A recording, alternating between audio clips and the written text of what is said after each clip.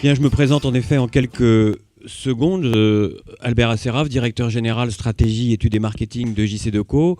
Je suis par ailleurs professeur associé au CELSA Paris-Sorbonne, où j'enseigne la stratégie de marque, et intervenant à Paris 13, où j'enseigne les médias et la publicité. Donc j'ai une quinzaine de minutes, c'est pas beaucoup, pour essayer de vous présenter ce que JC2Co essaye aujourd'hui d'initier sur l'espace public en termes d'innovation liée aux nouvelles technologies. Alors, je vais vous parler de ce qu'on a appelé les mobiliers urbains intelligents, pas nous directement, mais la ville de Paris, dans le cadre d'un appel à projet qu'elle a lancé. Je voudrais d'abord vous dire deux mots peut-être de JC2Co, puisque ce n'est pas toujours une entreprise que vous connaissez dans le détail. Donc c'est le numéro 1 mondial de son activité, la communication extérieure. C'est une entreprise française, familiale, qui appartient toujours à la famille Deco, qui la dirige. C'est 10 000 collaborateurs dans le monde, dans 55 pays différents. Et vous connaissez sans doute au moins un certain nombre de mobiliers emblématiques de l'entreprise, que sont les abribus publicitaires, sous lesquels vous devez sans doute régulièrement attendre l'autobus, les Vélib à Paris, qui sont évidemment assez connus du fait que c'est un mobilier grand public, B2C comme on dit, plutôt que les abribus qui sont très B2B en termes de contrats. Et puis il y a les sanitaires automatiques, les publicités déroulantes sur les mobiliers urbains, les journaux électroniques. C'est aussi le numéro 1 mondial de la publicité dans les aéroports. Voilà, donc pour vous présenter vraiment l'entreprise en quelques secondes. Je voulais maintenant vous dire un mot de ces mobiliers urbains intelligents que vous pouvez aller voir à Paris. Tous sont installés aujourd'hui. Comment tout ça s'est passé? La ville de Paris a fait ce qu'on appelle un appel à projet. Un appel à projet, ça autorise quoi juridiquement? Ça autorise une entreprise à installer sur l'espace public des mobiliers pour une durée limitée de 6 mois renouvelables une fois.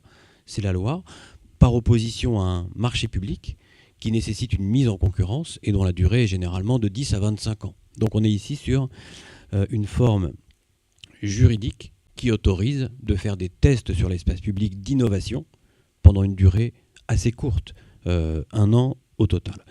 Donc je vais vous parler du projet des 6 mobiliers que nous avons présentés et qui ont été retenus, parmi 40 au total.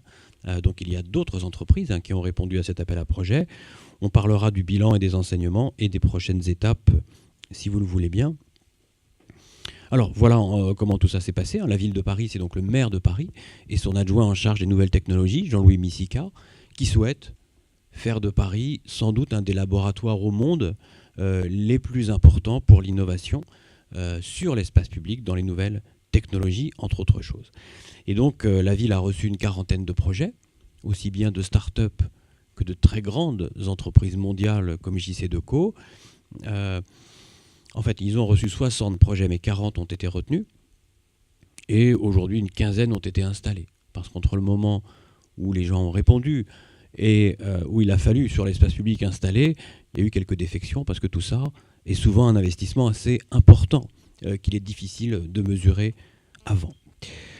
Donc, quel est le principe? Vous êtes tous des utilisateurs, des usagers de la ville, et un certain nombre de fonctions peuvent être intéressantes pour vous, dès lors que vous êtes en situation de mobilité ou en situation d'attente dans un espace donné.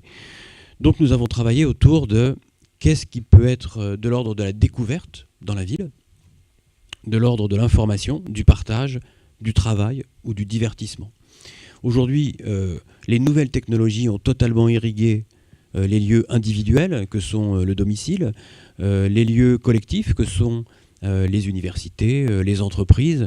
Il y a un lieu qui n'a pas changé, pratiquement depuis 15, 20 ou 30 ans, c'est l'espace public. En tout cas, en termes d'écrans digitaux, si vous observez autour de vous la ville, elle a peu ou pas changé. C'est moins le cas en Asie, c'est moins le cas aux États-Unis. En Europe, on est sans doute un peu en retard sur le sujet. Et donc, on s'est dit, qu'est-ce qu'on pourrait imaginer comme nouveau service, à l'inverse de ce qui a été présenté précédemment.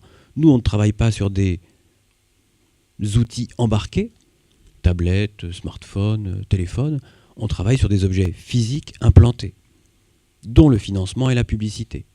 99% des recettes de l'entreprise viennent de la publicité et financent tous les mobiliers urbains dont on a parlé et dont on va parler. C'est-à-dire qu'aujourd'hui, qu'est-ce qui finance les Vélib? C'est la publicité sur le mobilier urbain parisien.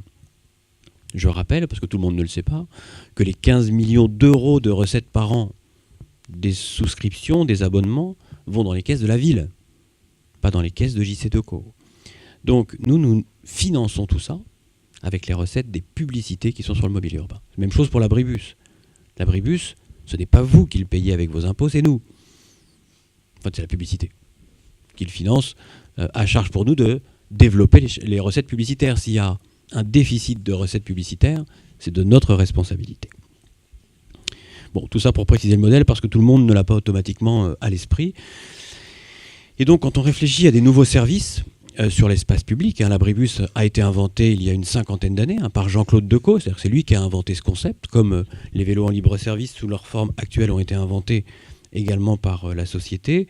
On travaille sur des mobiliers de diffusion, d'un point de vue digital, et vous commencez à en voir dans les aéroports, dans les gares, dans les métros, dans les centres commerciaux. Vous voyez que la publicité traditionnelle est en train de disparaître dans ces lieux au profit d'une publicité digitale. Ça, c'est ce qu'on appelle des écrans de diffusion, qui sont finalement sur un message unilatéral. Une marque ou une ville va vous parler. Et puis, il y a des messages interactifs. On peut entrer, évidemment, en interaction avec des écrans digitaux. C'est ce que vous allez voir sur un certain nombre d'exemples dans un instant, dès lors qu'ils sont tactiles et qu'ils permettent d'accéder à des contenus. Et puis, il y a des écrans individuels, les smartphones, les tablettes, et des écrans collectifs. Nous développons des écrans collectifs. Alors, voilà l'implantation des quelques 6 mobiliers urbains que nous avons installés. Je vais les décrire un par un très rapidement, mais ils sont tous à Paris, ils sont tous installés. Le dernier l'a été il y a quelques jours. Il sera inauguré le 31 janvier avec la mairie de Paris au Square du Temple. C'est une table de jeu digitale. Alors le concept, c'est quoi? Il y a un concept transversal qu'on a appelé le décodeur urbain. Vous avez tous sans doute dans votre poche un smartphone avec des applications. Nous avons décidé de mettre sur l'espace public une sorte de smartphone géant, pour simplifier. Il fait 42 pouces ou 22 pouces. Donc 42 pouces, c'est l'équivalent d'un téléviseur que vous avez dans un salon. 22 pouces, c'est un peu plus grand que l'écran d'un ordinateur, quoi. Bon. Nettement plus grand, mais bon. L'idée est de proposer des applications géolocalisées que vous n'avez pas vous-même sur vos devices individuels. Et donc, quand on est place de la Bastille, sous l'abribus, que je vais vous montrer dans un instant, ce décodeur urbain, alors là, la vidéo, je vais vous montrer tout de suite, voilà, cet abribus qui est aujourd'hui place de la Bastille. Alors, je vais revenir en arrière pour que vous voyez bien. Il a un écran digital qui remplace le caisson traditionnel que vous voyez là-bas sur la gauche. D'habitude, c'est une affiche papier. Là, c'est un écran digital. Et puis, vous avez 3 écrans tactiles de l'autre côté de l'abribus qui permettent pour 2 d'entre eux d'accéder aux applications dont je parlais. Un en 42 pouces, un en 22 pouces situé plus bas pour les personnes à mobilité réduite, parce que tout le monde doit pouvoir accéder à ces informations. Et puis, vous avez un 3e écran qui est un écran de petites annonces de quartier, et en particulier de petites annonces d'emploi. C'est-à-dire qu'il y a des employeurs, si vous vous connectez à cet écran, tout est gratuit bien entendu, qui vont vous dire, voilà, dans l'univers des services, de la publicité, je sais pas moi, de la restauration, je cherche en ce moment tel type de profil, et vous pouvez récupérer l'annonce sur votre smartphone immédiatement pour pouvoir éventuellement répondre. Et un certain nombre d'emplois ont été pourvus grâce à cet écran. Et puis les applications dont je vous parlais sont par exemple des applications utiles sur les transports, celles de la RATP, celles de Vélib, qui existent par ailleurs sur vos smartphones personnels, et puis des applications qui ont été développées par des startups uniquement pour cette opération, lors d'un concours, comme les mystères de Paris, qui vous montrent Paris et les quartiers il y a un siècle et aujourd'hui, un jeu sur Paris, tout ce qu'on appelle une application qui s'appelle After Midnight, qui vous donne tous les lieux ouverts après minuit à Paris, restaurants, pharmacies, parce que c'est vrai qu'on ne sait peut-être pas toujours, quand on en a besoin, où sont les lieux qui sont ouverts après minuit. Et donc, qu'est-ce qu'on constate aujourd'hui? Qu'on a pratiquement une connexion toutes les minutes et demie. Donc on voit que même sur un pilote, un objet unique, aujourd'hui cet abribus à la Bastille, il n'y en a qu'un, il a été d'ailleurs fait en prototype, même s'il apparaît comme un objet extrêmement sophistiqué, il n'y en a qu'un. Donc c'est pas quelque chose qui a été aujourd'hui développé sur des chaînes de montage, donc il est très coûteux. Et donc on voit que sur l'abribus, c'est 45% des connexions que nous avons sur ce smartphone un peu géant et qui présélectionne pour vous des applications. Là encore, si vous avez vous-même un iPhone, un BlackBerry, vous avez peut-être téléchargé quelques applications, quelques dizaines. Si on fait un sondage, je pense qu'au mieux, vous en utilisez régulièrement 4 ou 5, pas plus. Et donc il y a un déficit d'utilisation alors qu'il y a des centaines et des centaines de milliers d'applications. Donc qu'est-ce qu'on essaye de faire nous? C'est de vous donner, de sélectionner pour vous, vous ne pouvez pas en télécharger sur l'écran, de sélectionner pour vous 15 ou 20 applications qui ont du sens dès lors que vous êtes place de la Bastille ou demain à Lyon, si vous êtes ailleurs, vous aurez tout autant de sens avec les contenus. Donc voilà cet abribus, je vous invite à aller le voir parce qu'il va bientôt être sans doute démonté puisque nous l'avons installé en avril 2012 et que 6 mois renouvelables une fois, ça fait avril 2013 et que de ce point de vue, la réglementation est assez stricte. Donc il devra disparaître comme il est apparu, même si pour beaucoup de gens maintenant, il apparaît dans le paysage comme quelque chose de définitif. Ce n'est pas le cas. Donc il y a un certain nombre de nouveautés pour cet abribus qui ont également été testées et qui nous permettent, nous, d'essayer aussi de préparer le futur de l'abribus sur l'espace public. Parce qu'aujourd'hui, l'abribus est un objet qui a assez peu changé, là encore en 10, 20 ou 30 ans. Et donc les nouvelles technologies vont sans doute l'impacter de manière assez significative. Deuxième mobilier assez intéressant, cette fois dessiné par Mathieu Lehanner. Le premier a été dessiné par Patrick Join. Ce sont des designers qui travaillent pour nous, mais comme Villemotte, comme Stark, qui développent des objets sur l'espace public, parce qu'au-delà d'être utiles, s'ils peuvent être esthétiques, c'est mieux. Et nous, on essaye d'embellir l'espace public. Donc c'est ce qu'on a appelé l'escale numérique.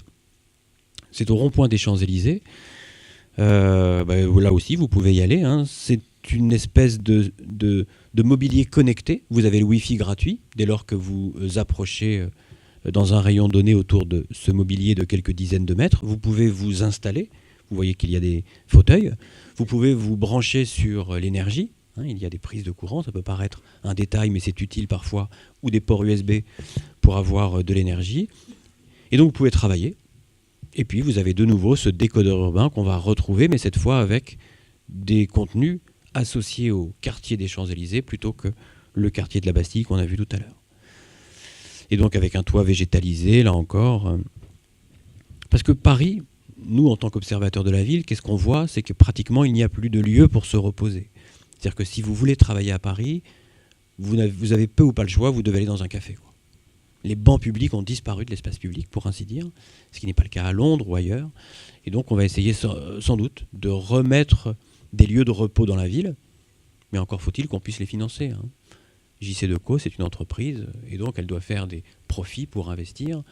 Et donc on est dans une logique de recettes publicitaires pour financer tout ça.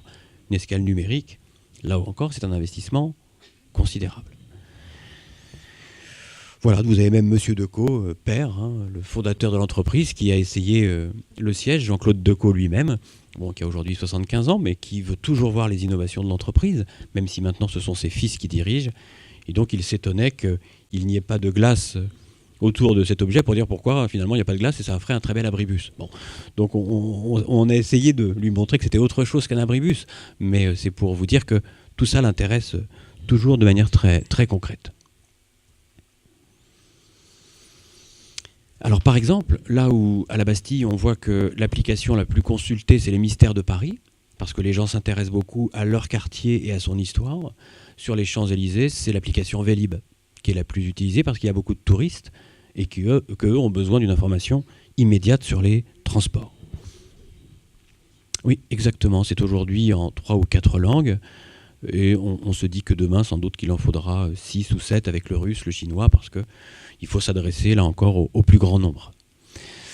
Voilà, je vous disais tout à l'heure, il y a un écran sous l'abribus qui est un écran de petites annonces. Il peut être décliné sur un mobilier en tant que tel, mais l'expérience montre qu'il faudra sans doute l'associer à un lieu d'attente, plutôt que d'avoir cette espèce de stèle qui n'aurait d'autre fonction que d'être un lieu de petites annonces géolocalisées, parce qu'il faut qu'il y ait un temps d'attente. Il faut qu'il y ait un objet symbolique. L'abribus l'est. Les gens le fréquentent, voient très bien ce que c'est. Ça, c'est un objet en tant que tel, il n'a pas d'autre fonction que celle-là, et donc on pense qu'il serait moins utilisé sans doute dans le futur. Donc on réfléchit à tout ça, donc ça nous apprend aussi, les pilotes sur l'espace public, à ne pas commettre d'erreurs le jour où on généralisera ces mobiliers. Voilà, là encore on voit qu'on a des milliers de lancements d'applications, que tout ça fonctionne, et qu'on a dépassé le stade du gadget. Parce que peut-être que tout ça aurait beaucoup amusé les gens 2 semaines, 3 semaines, 1 mois, et pas plus. Et on voit qu'aujourd'hui, on ne faiblit pas en termes de consultation. Par exemple, place de la Bastille, l'écran digital diffuse des photos historiques de la ville de Paris, sur les thèmes des transports, sur les thèmes des loisirs, qui sont très jolies. Cette boucle, on a un accord avec la Parisienne de photographie, et c'est vraiment une très jolie boucle, qui change tous les 15 jours. Il y a des gens qui reviennent tous les 15 jours pour voir la nouvelle boucle, qui ne viennent que pour ça, parce qu'ils le savent, on leur a dit, ils l'ont vu sur le web, et ils ont une sorte d'animation urbaine pendant une demi-heure, et puis ils reviennent 15 jours après, même s'ils ne veulent pas prendre l'autobus. 4e objet, ça c'est un écran digital, qui va diffuser les contenus de la ville de Paris. Au lieu d'être une affiche, c'est du contenu, sinon qu'il y a le fil Twitter de la ville de Paris qui y est associé, et donc vous voyez défiler en direct les tweets que vous envoyez pour commenter l'action du maire ou un certain nombre d'initiatives culturelles, politiques du maire. Évidemment, tout ça est modéré par la mairie de Paris. On imagine bien que vous ne pouvez pas tout dire et que la mairie ne peut pas tout entendre. Bon. Mais c'est une forme d'espace nouveau de communication et d'interaction avec les citoyens. Et de ce point de vue, c'est assez inédit. Et nous venons de gagner un contrat à Sao Paulo au Brésil, où sans doute ce fil Twitter qui avait été vu à Paris va être installé sur des centaines d'écrans, installés dans quelques mois à Sao Paulo. Donc tout ça, ce sont des objets uniques, vous l'avez compris, il n'y en a qu'un à chaque fois.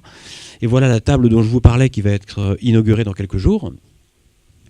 Une table de jeu électronique, enfin il y en a 2 qui se font face. Chacun ne voit pas l'écran qui lui fait face. Là encore, accès en fauteuil roulant bien entendu, en déplaçant les sièges puisqu'ils sont amovibles sur leur base. Alors aujourd'hui, on a une série de 8 jeux pour démarrer le mobilier.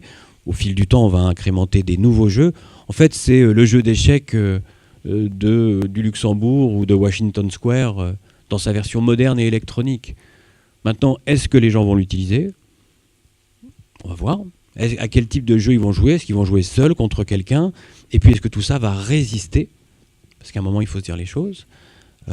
Au-delà des intempéries, des variations de température, sur l'espace public, quand on passe de moins 25 à plus 40, les ingénieurs, ils s'arrachent les quelques cheveux qu'il leur reste pour dire « Mais attends, c'est bien ton truc, mais on est dans la rue, quoi. On n'est pas dans des lieux, comme ici, tempérés. » Donc au-delà de la résistance du matériel lui-même, il ne faudrait pas que les gens prennent ça pour un fauteuil, pour une rampe de lancement, pour sauter un peu plus loin. Bon. Pour vous donner un exemple, on a dû changer déjà et modifier les sièges de l'escale numérique des Champs-Élysées, parce que il y avait une utilisation qui était faite qui n'était pas la bonne. Si on fait de sièges ou de tablettes quelque chose pour sauter dessus, ça ne résiste pas. C'est pas fait pour ça. Non, la technologie, tout a été développé par Deco. On est cependant sous plateforme Android, donc sous une plateforme de référence. C'était soit iPhone, soit Apple, soit Android. On a décidé d'être sous plateforme Android. Mais par exemple, tous les jeux, toute la techno, tout ça a été développé par Deco, les interfaces, les contenus. Il y a 110 ingénieurs qui travaillent au quotidien chez Deco en région parisienne. Et puis on a mis aussi ce décodeur. Ça c'est intéressant par exemple. Ça c'est le sanitaire public de Paris que vous connaissez peut-être. Il y en a plusieurs centaines à Paris, ils sont gratuits.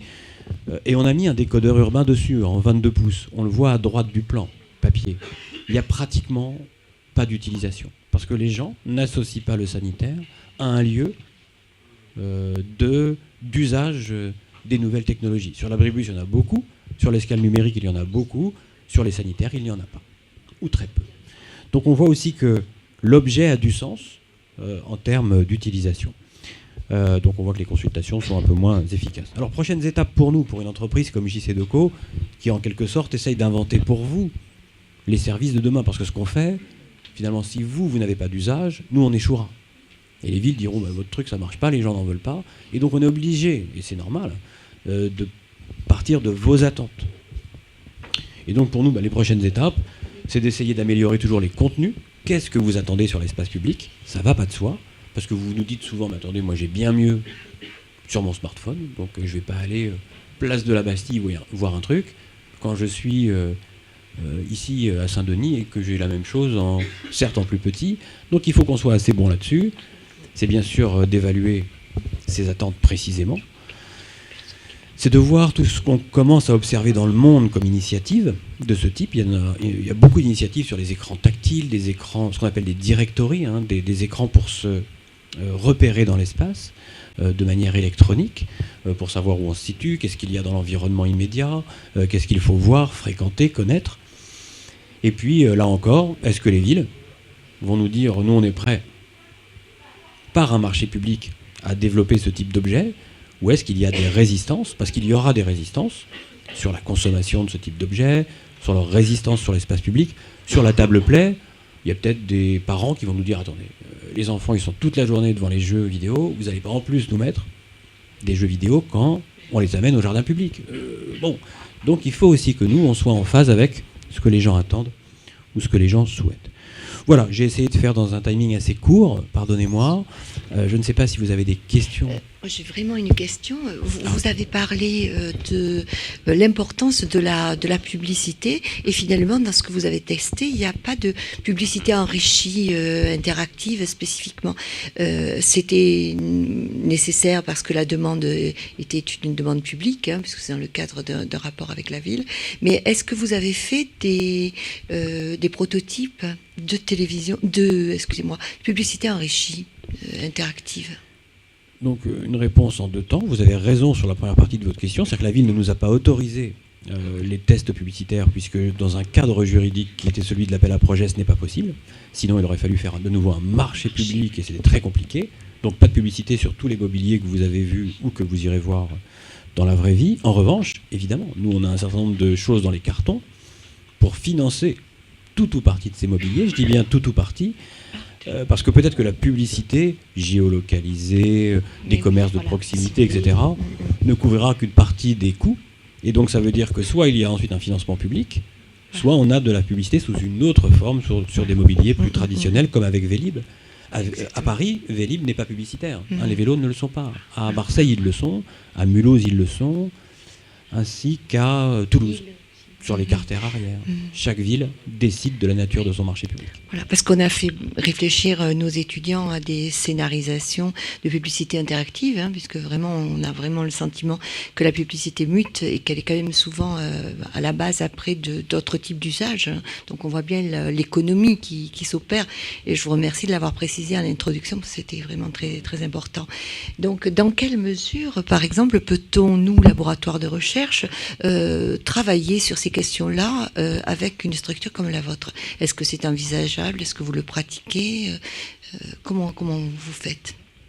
Oui, nous on est toujours prêts à réfléchir avec des structures comme la vôtre, parce que d'abord on est toujours plus intelligent à plusieurs que tout seul, et puis vous êtes à la fois des gens qui réfléchissez à tout ça, mais qui êtes aussi utilisateurs. Bon, nous on est un peu déformés chez Deco, parce que on fait que ça toute la journée, donc à un moment on voit plus les choses. Et vous pourriez nous dire, ça paraît absurde, ça, pourquoi vous n'y avez pas pensé? Et donc, on noue un certain nombre de partenariats aujourd'hui dans l'univers, dans l'écosystème des startups au sens large. Et d'ailleurs, on incube maintenant des startups avec JC Deco. On a beaucoup, là je serai dans quelques jours à l'école centrale de Paris pour leur soumettre un cas. On travaille aussi avec l'école des mines sur un certain nombre de cas. Ce sont des profils tous différents. Chaque profil a sa richesse. Et donc, moi, je suis prêt à réfléchir avec vous sur un certain nombre de sujets, si ces messieurs et ces demoiselles ou dames veulent participer à des réflexions. On les fait travailler justement sur cette énergie cross-média, c'est-à-dire comment les choses vont ricocher en termes de publicité d'un support à l'autre tout au long de la journée, tout au long des consultations, qu'elles soient sur support télévisé, sur support iPhone, sur support tablette, web. Et il y a tout un certain nombre de scénarios d'usage qui sont imaginés jusque dans le cœur du quartier, avec une relation de proximité qui peut se créer au niveau de l'abri de bus, etc. Donc c'est vrai que les étudiants ont planché sur un certain nombre de prototypes qui peut être intéressant de vous présenter aussi. L'intervenant suivant, d'ailleurs, de Digilor, on va aussi tenter de trouver des façons de travailler avec eux parce que vous nous avez montré du mobilier urbain, mais j'ai le sentiment que le matériel évolue énormément.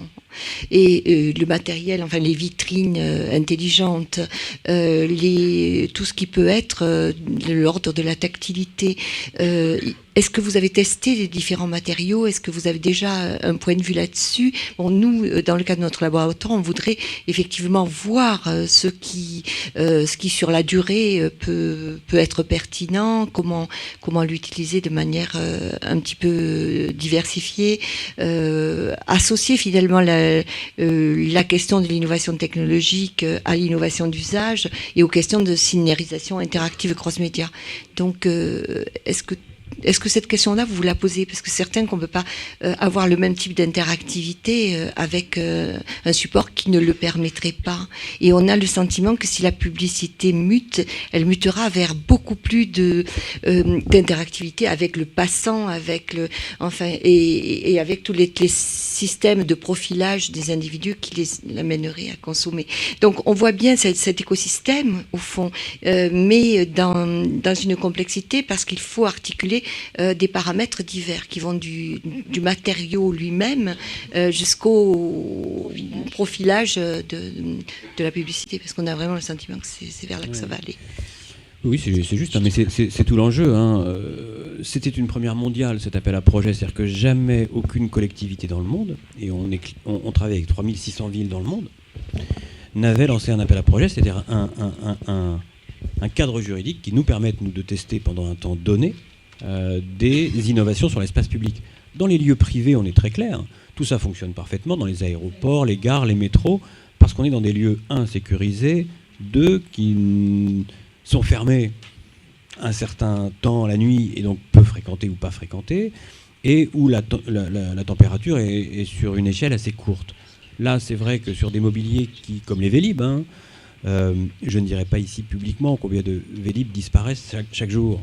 Mais quand vous laissez 24 heures sur 24 sur l'espace public, 365 jours par an des objets, il y a un risque, on dit souvent non négligeable, mais c'est au-delà de ça, de vol, de dégradation, de vandalisme, parce que c'est comme ça. Et donc nous, on doit aussi évaluer tous ces mobiliers à l'aune de ces risques-là, parce que ce qu'on appelle les OPEX, parce que les CAPEX, ce sont les investissements de départ, on installe le mobilier, les OPEX, c'est leur coût sur la durée du contrat. Et donc tout ce qui est renouvellement, entretien, maintenance, ce qu'on appelle des OPEX, peuvent parfois être totalement démesurés par rapport aux recettes publicitaires associées. Et donc c'est tout ça qu'on voudrait mesurer sur l'espace public, exactement. Voilà, je ne sais pas s'il y a d'autres questions avant que je ne... Bonjour. Quand vous installez ce genre de mobilier urbain intelligent dans les grandes métropoles, je voudrais savoir comment vous faites pour éduquer la population au bon usage en fait de ce genre de mobilier, parce que c'est pas l'ensemble de la population qui connaît en tout cas les usages de ce genre d'outils. Donc c'est quoi votre stratégie en tout cas pour établir en tout cas une bonne utilisation de la population?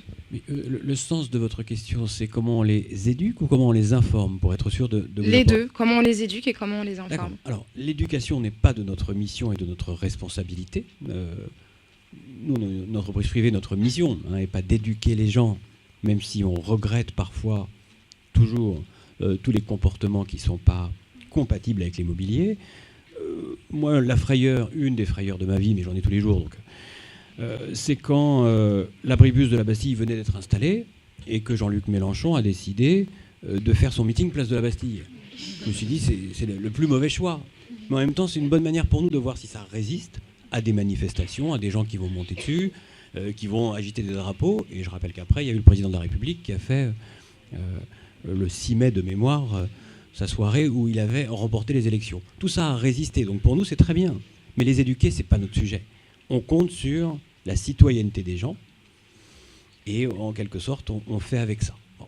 Maintenant sur les informer, c'est vrai que c'est la généralisation des mobiliers qui va faire leur usage. C'est-à-dire que l'abribus aujourd'hui, les Vélib, tout le monde a compris comment ça fonctionnait parce que c'est devenu un objet quotidien, commun, et le web pour ça est pour nous un levier d'information extrêmement important. Mais c'est vrai que c'est la collectivité, beaucoup, qui fait des campagnes sur la citoyenneté, sur le respect, sur l'espace public. Nous, on ne peut pas avoir cette mission. Hein, on n'a pas un rôle politique, jamais.